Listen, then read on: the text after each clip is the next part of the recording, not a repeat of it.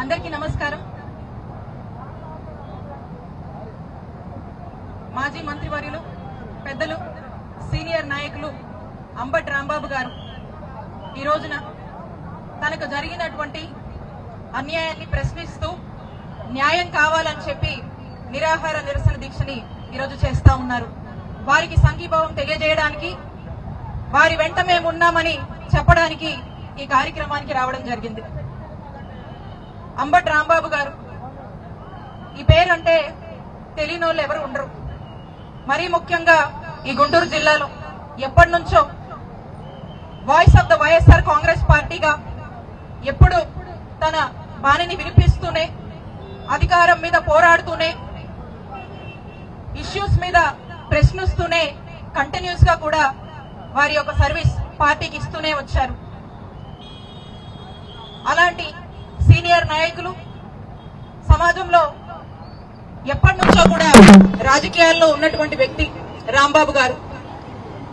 మరి అలాంటి వారు ఈ రోజున ఈ నిరాహార దీక్ష చేస్తూ ఈ ప్రభుత్వాన్ని 2 డిమాండ్స్ న్యాయబద్ధంగా, చట్టబద్ధంగా మరి అడగదలుచుకున్నారు.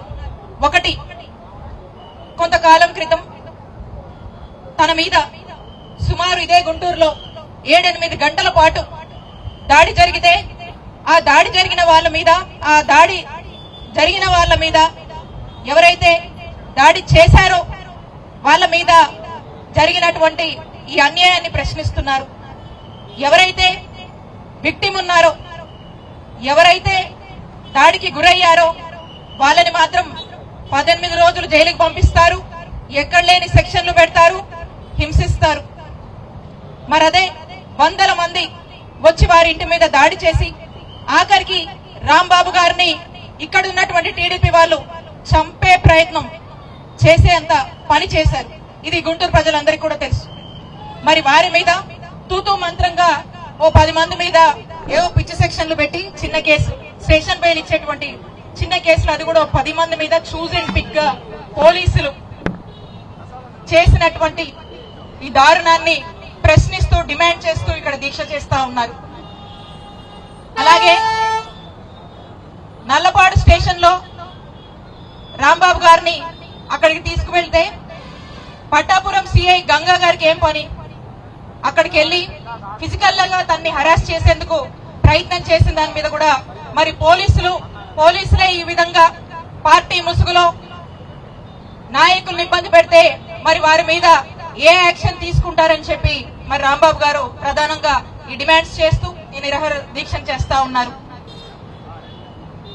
మనమంతా చూసాము, ఈ గుంటూరులో ఎంతో మంది హేమాహేమీలు ఇక్కడ రాజకీయాలు చేశారు, అనేక పదవులు చేశారు. ఈ గుంటూరులో రాజకీయానికే ఎంతో ప్రత్యేకత, ప్రాముఖ్యత ఉంది. మరి అలాంటి చోట రాంబాబు గారు లాంటి సీనియర్ నాయకులు ఎప్పటి నుంచో కూడా ఉండి మరి వారి పోరాటం వారు చేస్తా ఉంటే ఈ రకంగా 7-8 గంటలు ఒకరి ఇంటి మీద పడి ఆఫీస్ మీద దాడి చేసి, కార్కి నిప్పంటించి ఇంటి మీద దాడి చేసి తన్ని మానసికంగా ఇబ్బంది పెట్టి జైలు పాలు చేశారు. ఏం తప్పు చేశారు రాంబాబు గారని నేను ప్రశ్నిస్తా ఉన్నాను ఈ ప్రభుత్వాన్ని.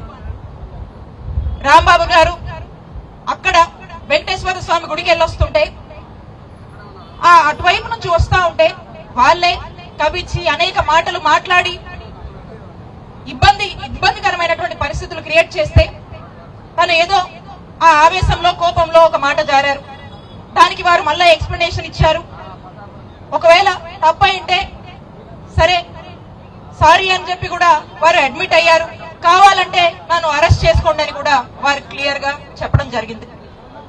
అయినా సరే వదిలిపెట్టకుండా ఎస్ తప్పు చేశారు అనుకున్నాం, అరెస్ట్ చేసుకోమని క్లియర్ గా రాంబాబు గారు చెప్పారు కదా. ఆ రోజు అరెస్ట్ చేయండి అనే చెప్పారు. ఎవరినైనా ఇన్ని సంవత్సరాలుగా మనం రాజకీయాలు చూసాము, ఎంతో మంది పొలిటీషియన్స్ ఉన్నారు, ఎన్నో పార్టీలు వచ్చినాయి పోయినాయి. ఈ రకంగా 7-8 గంటలు ఆ సీనియర్ నాయకుడిని మీ యొక్క రాక్షసానందం కోసం చంపినంత పని చేసి హింసించడం అవసరమా అని నేను అడుగుతా ఉన్నాను. ఇది తప్పు కాదా? రాంబాబు గారు జనరల్ గానే ఏది అడిగినా, ఏ పరిస్థితి ఎలా వచ్చినా కూడా ఐ డోంట్ కేర్ అని అంటూ ఉంటారు.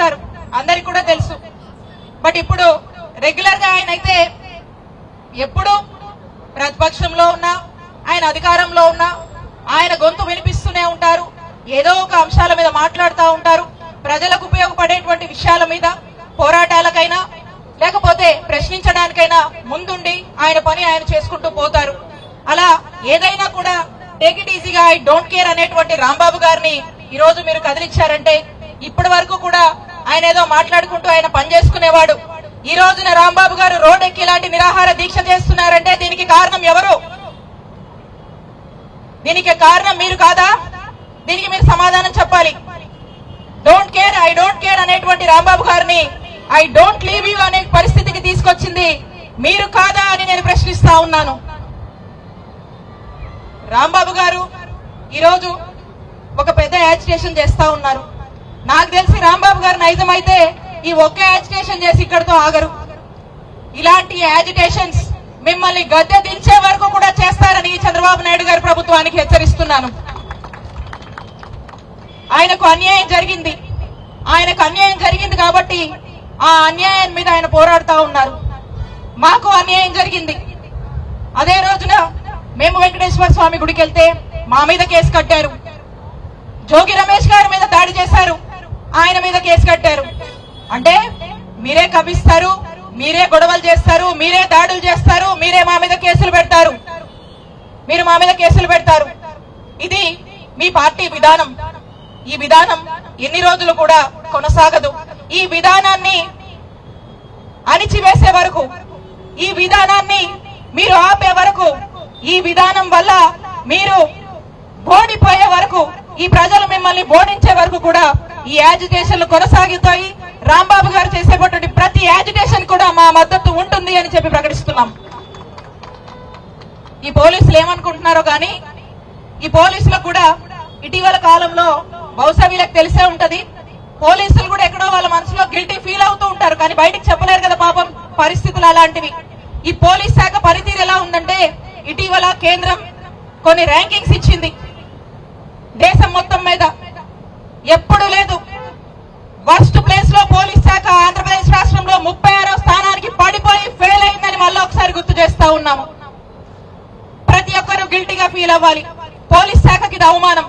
ఈ పరిస్థితి ఎందుకు వచ్చిందంటే, అదిగోండి మీరు చేసే పని ఏంటంటే రెడ్ బుక్ అనే ఎజెండా పెట్టుకుని రాంబాబు గారిని హింసించడము, అవసరమైతే దగ్గరుండి మీరే మీ టీడీపీ పార్టీ వాళ్ళతో చంపించేటువంటి ప్రయత్నాలు మీరు ఉసిగొలుపుతున్నారు. విడుదల రజనీ గారు ఏదన్నా ప్రోగ్రామ్ చేస్తున్నారంటే ఆవిడని కాన్స్టిట్యున్సీలో తిరగకుండా ఆపడానికి మీరు అనేక కేసులు కడుతున్నారు, దాడులు చేస్తున్నారు. దీనికి మీరు ప్రోత్సహిస్తున్నారు. ఎక్కడ మీరే ఉంటున్నారు. జోగి రమేష్ గారి మీద పెట్రోల్ బాంబులు వేస్తుంటే అక్కడ మీరే ఉంటారు. ఇలాంటి పనులలో మీరు బిజీగా ఉన్నారు. రెడ్ బుక్ మీ ఎజెండా, రెడ్ బుక్ విధానం అమలు చేయకపోతే పాపం మిమ్మల్ని కూడా వీఆర్ లోకి పంపిస్తారనే భయాలు మీకు ఉన్నాయి. కాబట్టి మీరు ఆ పనిలో బిజీగా ఉన్నారు. ఇంకెక్కడ లా అండ్ ఆర్డర్ పట్టించుకుంటారు. పాపం మీకు చెప్పిన వాళ్ళు కూడా రెడ్ బుక్ విధానాన్ని అమలు చేయమన్నారు. అంబేద్కర్ గారు రాజ్యాంగాన్ని పక్కన పెట్టమని చెప్పారు. కాబట్టి మీరు బహుశా మీ పని మీ విధానాలు అవి కాదు, చంద్రబాబు నాయుడు గారు అవి చేస్తే ఒప్పుకోరు. కాబట్టి రెడ్ బుక్ విధానాన్ని అమలు చేద్దాం, గుడ్ లుక్స్ లో ఉందామని పోలీసులు ముందుకు వెళ్తా ఉన్నారు. కాబట్టే మీ పోలీస్ శాఖ ఈ రోజు 36వ స్థానానికి ఫెయిల్ స్థానానికి పడిపోయింది. అదే మా నాయకుడు జగన్మోహన్ రెడ్డి గారి పాలనలో మొదటి ర్యాంకులో పోలీస్ శాఖ ఉంది. లా అండ్ ఆర్డర్ సరైన పద్ధతిలో గాడిలో పెట్టాం. మంచి దిశ యాక్ట్, అలాగే మహిళలకు ఒక ప్రత్యేక పోలీస్ స్టేషన్ తీసుకురావడము, అనేక ఉమెన్ సేఫ్టీ మీద పనిచేయడము, సామాన్యులకు న్యాయం చేయడము, ఏ సామాన్యుడు పోలీస్ స్టేషన్ కు వచ్చినా చక్కగా వాళ్లకు రక్షణ కల్పించడము, ప్రతి ఒక్కరు కూడా ఒక ఫ్రీడమ్ తో ప్రజలు ఉన్నారు. ఈ రోజు ఉన్నటువంటి పరిస్థితుల్లో ఎమ్మెల్యేలో ఎంపీలో ఎవరో రికమెండ్ చేసేదాకా సామాన్య ప్రజలు పోలీస్ స్టేషన్లకు వచ్చే పరిస్థితి లేదు. న్యాయం జరుగుతుందన్నటువంటి నమ్మకం అంతా లేదు. కాబట్టి దీన్ని బట్టే ఈ రాష్ట్ర పరిస్థితులు, జరుగుతున్న పరిణామాలు ప్రజలందరికీ అర్థమవుతా ఉన్నాయి. మేము ఒకటే డిమాండ్ చేస్తా ఉన్నాము. మీరు అనుకోవచ్చు ఈరోజు రాంబాబు గారు ఇక్కడ ధర్నా చేస్తున్నారంటే రాత్రి నుంచే రాంబాబు గారితో ఎవరెవరు క్లోజ్ గా ఉంటారు, రాంబాబు గారి ధర్నాన్ని ముందుండి ఎవరు లీడ్ చేస్తారని చెప్పి వాళ్ళని ఇబ్బందులు పెడతా ఉన్నారు. ఒకరొకరిని ఏదో పాత కేసు, ఆ కేసు, ఈ కేసు అని పోలీస్ స్టేషన్లకు పిలుస్తా ఉన్నారు. మీరు గుర్తు పెట్టుకోవాలి, మీరు ఇలాంటి ఎన్ని చేసినా కూడా ఈ నిరాహార దీక్షని, ఈ ధర్నాన్ని మీరు ఆపలేరు. ఇదే కాదు, రాంబాబు గారు చేయబోయే ఏ దేని మీదైనా కూడా ఆయన చేసే పోరాటం అన్యాయం జరిగింది. దీన్ని కూడా మీరు అడ్డు చెప్పడము, ఆపాలని ప్రయత్నాలు చేయడము ఎంతవరకు న్యాయమో ధర్మమో అని మీ అందరినీ కూడా నేను ప్రశ్నిస్తా ఉన్నాను. ఒకటే, రాంబాబు గారు ఏదైతే డిమాండ్ చేస్తా ఉన్నారో, ఆయన మీద వందల మంది ఆయన ఇంటి మీద దాడి చేశారు, వారి మీద ఖచ్చితంగా కఠిన చర్యలు తీసుకోవాలి, వాళ్ళ మీద కేసు కట్టాలి, వాళ్ళని శిక్షించాలి అని రాంబాబు గారు చేస్తున్నటువంటి డిమాండ్ ని ఖచ్చితంగా మీరు కన్సిడర్ చేయాలి అని చెప్పి ఈ పోలీసులు మేము డిమాండ్ చేస్తా ఉన్నాము. అదే ఎవరైతే ఇద్దరు సిఐలు ఎక్స్ మినిస్టర్ గా పనిచేశారో, సీనియర్ ని ఫిజికల్ హెరాస్మెంట్ చేయాలనుకున్నారో వారి మీద కూడా ఇమీడియట్ గా ఈ ప్రభుత్వం యాక్షన్ తీసుకోవాలి అని మేము డిమాండ్ చేస్తా ఉన్నాము. లేదా ఇలానే మీరు చూస్తూ ఉంటే ఖచ్చితంగా చెప్తా ఉన్నా, ఆ టీడీపీ నాయకులు కూడా ధైర్యం చేసి రాంబాబు గారి ఇంటి మీదకి వచ్చారు కదా, మీరు గుర్తుపెట్టుకోండి, ఇదే గుంటూరు చూస్తుంటది, మీరు గుర్తుపెట్టుకోండి. అలా గవర్నమెంట్ మారి వైఎస్ఆర్ కాంగ్రెస్ పార్టీ గవర్నమెంట్ వస్తే వచ్చిన రోజు రాంబాబు గారే మీకు గుర్తొస్తా ఉంటారు. రాంబాబు గారు మీద మీరు చేసినటువంటి అన్యాయం ఆ రోజు మీరు రియలైజ్ అవుతారు.